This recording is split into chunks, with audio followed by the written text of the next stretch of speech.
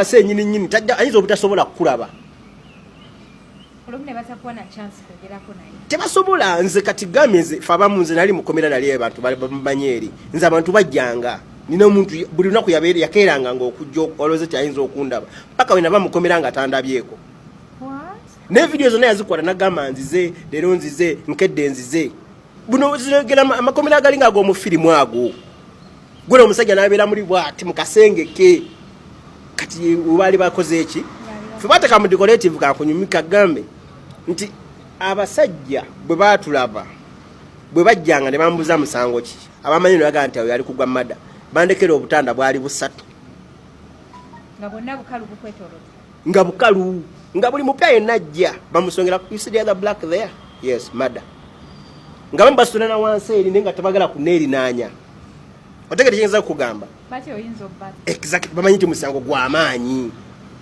bo ne bakuleka mu eyo embeera akabadiya n'omutta era ffe twabeeramu nga batutya nze naddala nga bantya ng'oyinza okujja boti ku geeti bonna ne bavaawo kati olugamba ku bali abalala ffe twali mukomera omusajja n'atugamba you Africans we can kill you we can do anything kyonna kye twagala tusobola okukibakola nga twalina omwatulondodde bo bamanyi abantu gwe basobola okuba nga balonda Bamerica nti omumerika ojja mukwata omukole byonna by'omukoze gavumenti yaabwe emukole ki negwe oli mufirika tebalajja kukola ki kufaako kiri awo so bulamu balina okwegendereza balina okumanya ennyo naye mukadde maama asabe ennyo eri omwana we naye wekibanga omusango bamusaze nga mu njaga ya mu lubuto tasuubirayo judgment eri awo eyagunde eba yaddala ne mu famire mulina okuba nga mulimu abakimanyi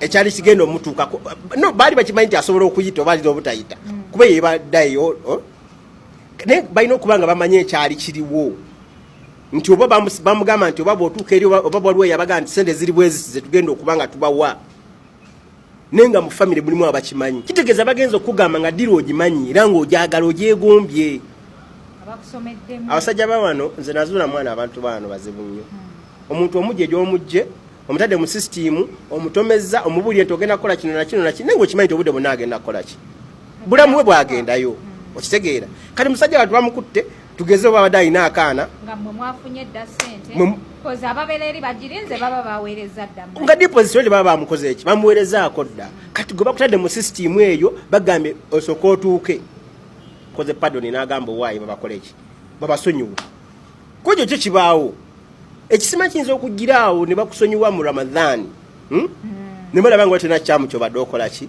ne bagamba tumute Allah nakubye naga tumute babaleke bagende okitegeera naye obuzibu obuliwo enjaga bamusanga nayo mu lubuto ate ekyo kintu kyanjawulo si kye kino ekya bulijjo nti bamusanzira mu lubuto bagisanga mu shootkins okitegedde naye mu lubuto okitegeera nawaayo ki kati gayi yalaba nga omuwala ava eri mu ndaga ova eri boti kunya airport ng'alina abasajja eno n'eno n'amanya gikoze eki era yagamba driver zaakobuza driver n'asimbula n'agenda kati omuwala n'agusibwamu mujjukira omuwala yakaaba yakola headlines yalina mweru nga side queen nga ne w'omukwata tasobola kugamba mbuno oyo omuwala abadde tanywa njaga okusinziira lifestyle ye naye nga bambi teyaguliimu kuba ye omuwala ali yeekolera gigye era abeera ttake naga kagendeko e Dubai nkole ki.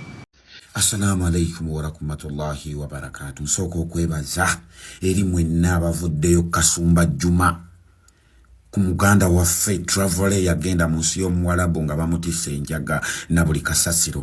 Kigende eri mwenna nti ba traveler ba newcomer abagenda mu nsi z'ebweru oli tamalaga kugamba mbutwala amatooke gange simanyi biki mbundeetere eno please be careful on that issue. Mama Fina webale nnyo mami webale nnyo Kasumba Juma Kasumba Jime wokomawo wano this week agenda komawo wano ali wano naye mwebaze nnyo nebasooka okwebaza Mama Fina bambi namwenna abaateekawo omubiri nenebaza Allah subhanahu wa ta'ala nti alhamdulillah kubanga musiramu waffe babadde bagenda mutta. Be careful wegendeeza abantu b'odiringa nabo.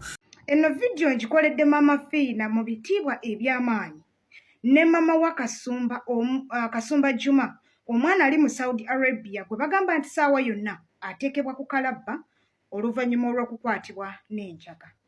nsaba Mukama Katonda ebatuukeko abamanyi Mama Fiina akawunti gy'akozesa mu mutaaginge. Mama Fiina nsooka ntuusa okwebaza kwange gy'oli. Weebale nnyo, weebalire ddala. Mazima oli mukyala mu bakyala. Weebale kuvangayo n'oyimirira nga tukukubidde omulanga. Mu nsonga zonna, nabiba tebikukwatako bambi n'ovaayo n'oyimirira.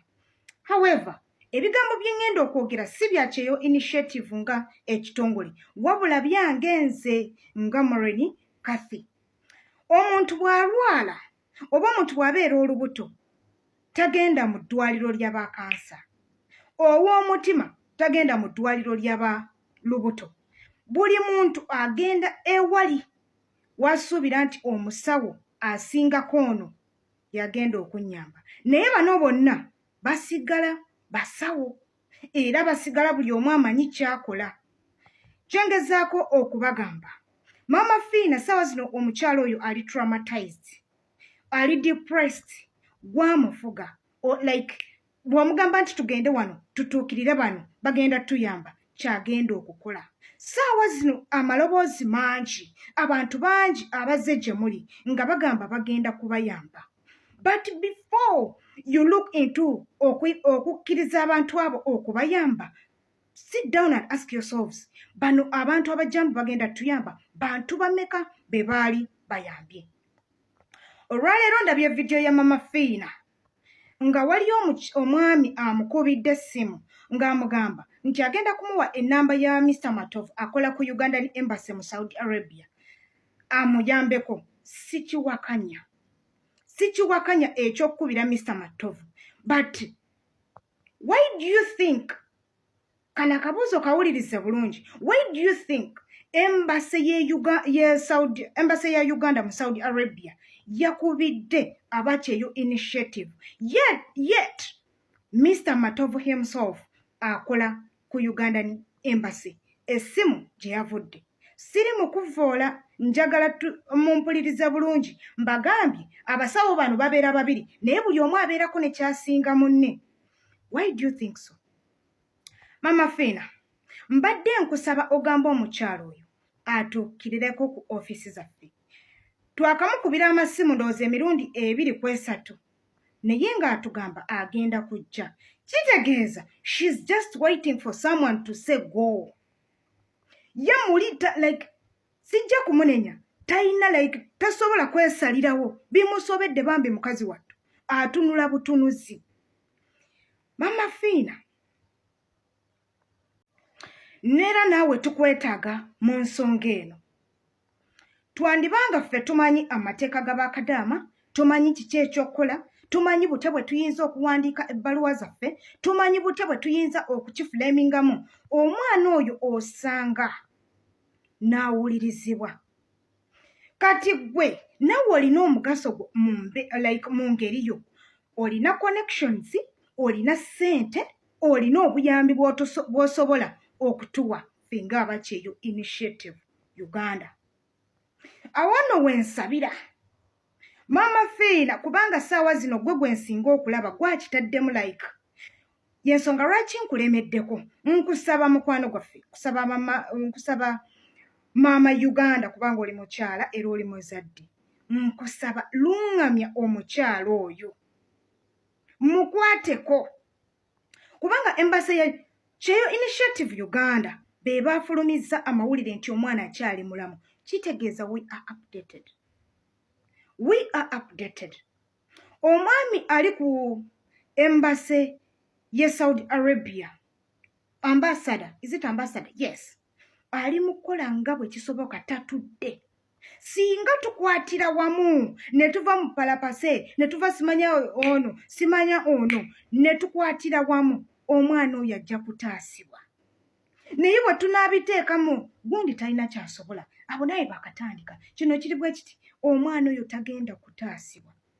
Nze mbabuulira, yes, Kyeyo Initiative eyinza okuba nga teri so much prominent, naye we can do something ku nsonga ya Juma. The mere fact nti ffe abaafulumizza amawulire nti omwana oyo akyali mulamu, this is only enough okulaga nti we can and we are capable.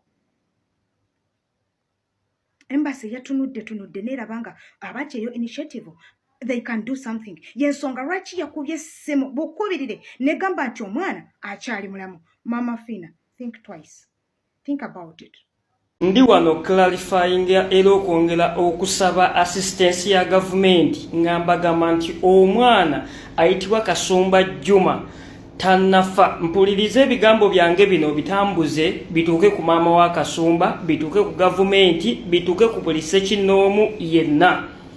Tusaba nesse kusaba yenna omuntu yenna asobola okuyimirira government eyimirire abantu ssekinnoomu abali mu government abatwala ebifo ebinene ku bankuba kyeyo.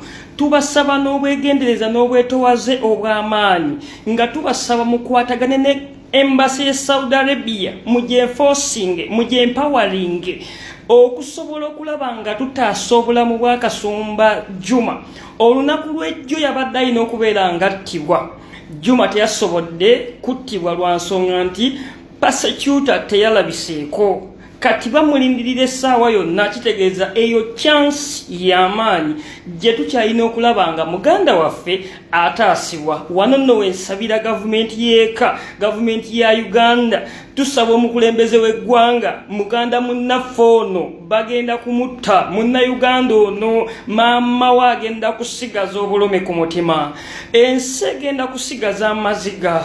Yes, yadde ensonga z'omwana ono ziri mu grade esembayo okubeera nga tayinza kusimatuka, naye nze nzikiriza wasobola okubeerawo enjogerezeganya ey'enjawulo. Ntambuliza vidiyo eno.